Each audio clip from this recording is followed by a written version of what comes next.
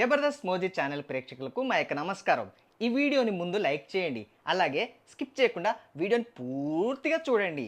అలాగే ఇప్పటికీ మా ఛానల్ని సబ్స్క్రైబ్ చేసుకోకపోతే కనుక సబ్స్క్రైబ్ చేసుకోండి.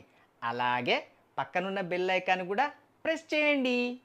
చూడండి స్టూడెంట్స్, ఇన్ని రోజులు నేను మీకు క్లాస్ చెప్పాను కదా. Yes teacher. సో ఇప్పుడు నేను మీకు ఎగ్జామ్ పెడతాను. ఎందుకంటే ఇన్ని రోజులు మీరు ఏం నేర్చుకున్నారో ఈ ఎగ్జామ్ ద్వారా నేను తెలుసుకుంటాను. కానీ సార్, ఇంత తొందరగా ఎగ్జామ్ అంటే స్లిప్పులు గట్రా పెట్టుకోవడానికి టైం సరిపోదు కదా. ఏంట్రా ఏమన్నావు? అదే సార్, ఇప్పటికిప్పుడు ఎగ్జామ్ అంటే మరి అన్నీ చూసుకోవాలంటే టైం సరిపోదు కదా అని అన్నాను. అరే సువర్, ఈ ఎగ్జామ్ పెట్టేదే మీ బట్టి బుర్రలో ఏముందో తెలుసుకోవడానికి. సార్, ఇవిగోండి క్వశ్చన్ పేపర్స్, మూసుకొని ఎగ్జామ్స్ రాయండి. అరే మంకీ, ఇవి పాస్ చెయ్యి వెనకకి. Okay sir. రే ఇదిగో రాసేయ్. ఓకేరా. Your time start now.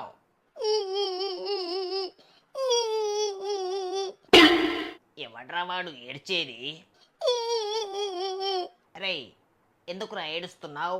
Sir, మా నాన్నకి గుండె నొప్పి, మా మమ్మీకి క్యాన్సర్, మా తమ్ముడికి 2 కాళ్ళు లేవు, మా అన్నయ్యకి బుర్ర లేదు.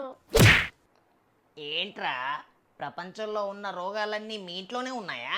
అవును సార్. అది సర్లే గాని, పోనీ నీకన్నా అన్ని సరిగ్గా ఉన్నాయా?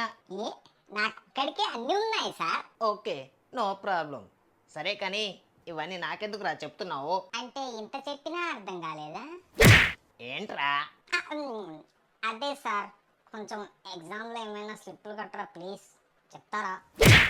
మూసుకొని రాయరా వెదవా. అంటే సార్, మూసుకొని కనిపించకుండా రాస్తే ఓకేనా? తాట తీస్తా వెదవా, ఎక్కువ మాట్లాడావంటే. మూసుకొని ఎగ్జామ్ రాయి. సార్, నీకేంట్రా? అది మళ్ళీ ఆన్సర్ షీట్లు ఎప్పుడు ఇవ్వమంటారు? ఇప్పుడు టైం 9:30 అయింది కదా, సరిగ్గా 12:30కి తీసుకుంటాను. సార్, అది ముందే ఇస్తే ఏమైనా ప్రాబ్లం అంటారా? ప్రాబ్లమే. ఎలా?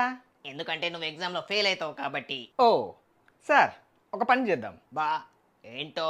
ముందే ఇస్తే ఎగ్జామ్ ఫెయిల్ అవుతాను కాబట్టి ఒక పని చేద్దాం. ఏంటి? ఇప్పుడు ఈ క్వశ్చన్ పేపర్ని ఇంటికి తీసుకెళ్ళి రేపు మళ్ళీ పొద్దున వచ్చేటప్పుడు తీసుకొని వస్తా. నేను ఒక పని చేస్తానురా. ఏంటి సార్, ఆన్సర్లు మీరే రాసిస్తారా? కాదు, నీ పేపర్ తీసుకొని నేను డిబార్ చేస్తా.